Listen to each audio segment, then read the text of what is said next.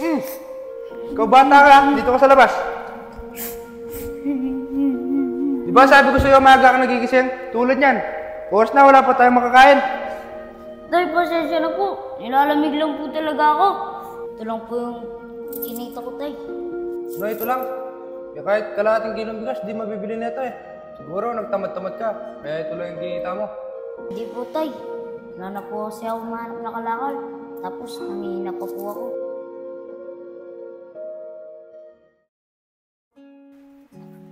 Brutos! Bah, gawin tulog pa ata itong batang to ah. Brutos! Ano? Maghapo ka na lang matulog dyan. Di mo ba alam yung oras? Di ka ba maghahanap buhay? Hapon na, wala pa tayong may luluto. Brutos! Bakit po, Tay? Anong bakit? Di mo ba alam yung oras? Di ka ba maghahanap buhay? Pasensya na po, Tay. Halos kakagising ko lang po. Mukhang di mo na alam yung oras ah. Oras ka nang bumabangon. Ano? Di ka na ba magtatrabaho? Pasensya na po talaga, Tay. Sige na po. Tatrabaho na po ako. Tay, mukhang umuulan. O ano ngayon? Baka po magkasakit ako. Napaka-reklamador mo naman. Ano, kung di ka magtatrabaho, gusto mo magutom tayong pareho? Sige po, Tay. Magtatrabaho na po ako.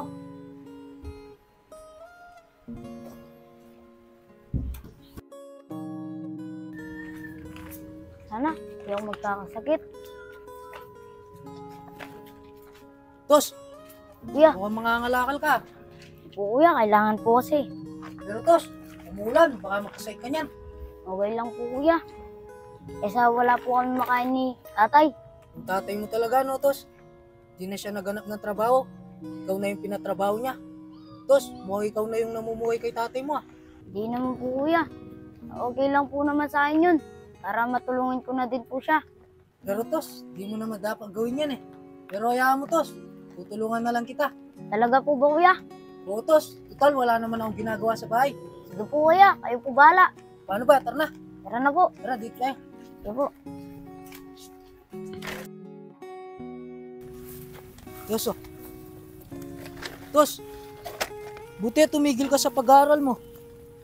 Alam mo, Tos, bata ka pa, sayang ang pagkakataon. Gusto ko man po ulit mag-aral kuya. Kaso wala po kami sapat na pera. Tsaka di po tulad dati na may trabaho si tatay. Pero Tos, alam ko na matalino ka. Di mo subukan mag-exam sa scholarship. Panigurado, papasa ka doon. Gusto ko man po kuya. Kaso panigurado si tatay tutol dyan. Kaya mas gusto ko na lang po maghanap buhay. Para matulungan ko na lang po siya. Pero Tos, pag-isipan mo ng mabuti. Iba pa din pag may diploma ka at nakapagtapos ka ng pag-aaral. Kuya, pag-iisipan ko po yan. Tsaka para maiyawan ko na rin po sa kahirapan si tatay. Sige Tos, tara Tos, doon tayo. Tara po kuya.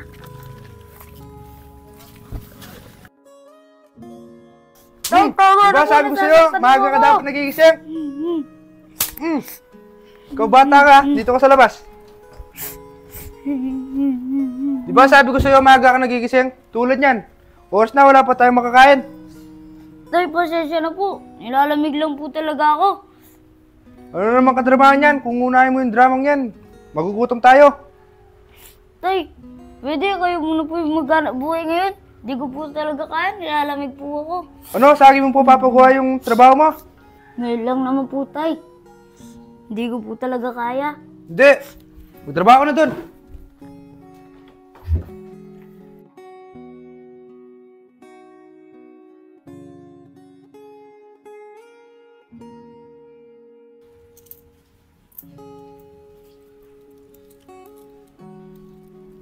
Tay. Tay. Oh, diyan ka na pala. Oh, asan yung kinita mo? Ito lang po yung kinita ko, tay. Ano, ito lang. Kaya kahit kalahating kilong bigas, di mabibili nito eh. Siguro nagtamad-tamad ka, kaya ito lang yung kinita mo. Hindi po, tay. Wala na po kasi ako mahanap na kalakal. Tapos, nangihina pa po ako. Napaka-arte mo kasi, kaya ito lang yung kinita mo. Kaya ngayon, huwag kang kakain ha.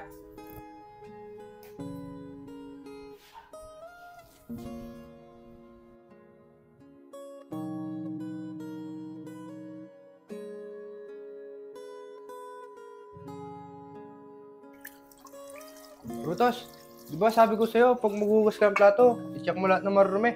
Ito po. Pasensya na po, tay. Nagmamadali po kasi ako para agad po ako makapangalakal. Tsaka nga po pala, tay. Gusto ko po mag-aral ulit. Ano? Mag-aral?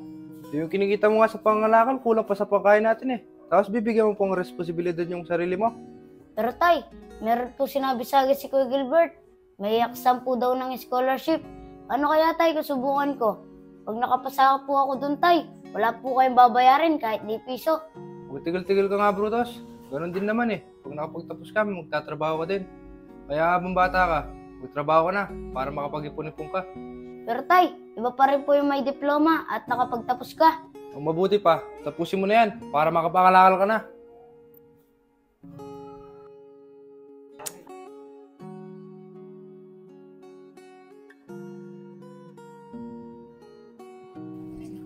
Boss! Boss! Oh, ayun po pala Kuya Bert. Tos, kanina ka pa ba nangangalakal? Di po kuya, halos kakalabas ko lang po. Kuya, total, andito ko na rin po. Kuya, totoo po ba pag nakapasa ako ng scholarship, wala po akong babayarin kahit ni piso? O Tos, basta i-maintain mo lang yung grado mo doon. Dapat lagi mataas. Ano Tos, payag ka na ba? Nag-iisipan ko pa lang po kuya. Pero nasabi ko na rin po kay tatay. Oh, yun na pala eh. Nasabi mo na pala sa tatay mo eh. Ano, kailan mo gusto mag-exam para masamahan na kita? Kaso kuya, may problema. Tutol si tatay. Kesa mag-aral daw po ako, magtrabaho na lang daw po ako habang bata pa daw po ako. Grabe naman pala yung tatay mo, no, Tos? Siya lang nga tayong nakita kong magulang na ayaw makapagtapos ang kanyang anak. Pero Tos, mag-isipan mo ng mabuti. Sayang din kasi yun, lalo na bata ka pa. Alam ko naman na makakapasa ka doon kasi porsigido ka. Opo kuya, pag-iisipan ko po. Sana mapapayag ko na si tatay na pag-aralin na niya ako. Ang laki pa naman na pangarap ko sa kanya. O sige Tos, sabihan mo na lang ako kung kailan mo gusto mag-exam para masamahan kita. Sige po kuya. Ano ba? Dito na ako. Sige po, ingat ka po kuya. Sige Tos, mag-ingat ka din.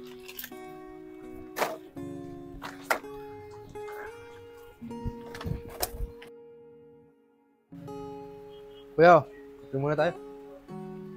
Salamat, Me. O, Me, kumusta na pala si Brutus? Anong grade na siya? Wala kuya, hindi na siya nag-aaral. Ano? Pumayag kang hindi siya makapag-aral?